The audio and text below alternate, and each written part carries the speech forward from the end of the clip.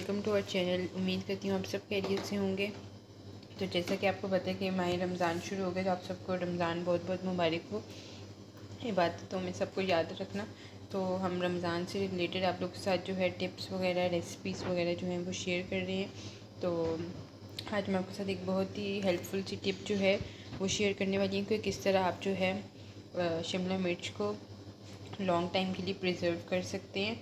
तो सबसे पहले मैंने चिकपीस की भी उनको प्रिजर्व करने का तरीका शेयर किया था। तो आज जो है शिमला मिर्च का बताऊंगी। तो सबसे पहले बता दी जाऊँगी 3 डिफरेंट टाइप्स की हमने कट करके रखी हुई है। ये जो है हमने ये चॉप की, ये बारीक कीमे के लिए, जैसे आप ये जूलियन कटिंग जिसमें आपने जूलियन ये की है, और ये जो है गोश्त वगैरह के अंदर, हांडी के अंदर आप जो है ऐड कर सकते हैं। जैसे कि अगर आप आलू शिमला मिर्च चिकन जलफ्रेज़ी बनाएं तो उसके अंदर आप इस तरह के स्टाइल में शिमला मिर्च जो है वो ऐड कर सकते हैं।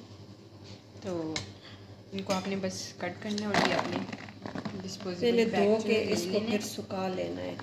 तो आपके पास जिप लॉक बैग है तो उसमें भी आप कर सकते हैं। उसमें बहुत ज़्यादा स्पेस नहीं होता, बहुत ज़्यादा आ जाते हैं, ये डब्बे ज़्यादा जगह घेरते हैं। लेकिन हमारे पास वो जिप लॉक बैग ख़त्म है, तो अब हम इसमें ये डाल रहे हैं।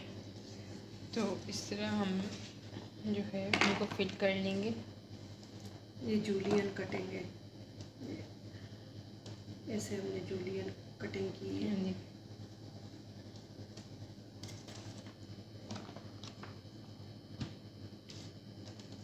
तो रमज़ान में ये होता है कि आप लोगों को आसानी होगी, पहले से कटिंग हुई भी होगी, तो बस आपको मसाले वगैरह ऐड करने पड़ेंगे।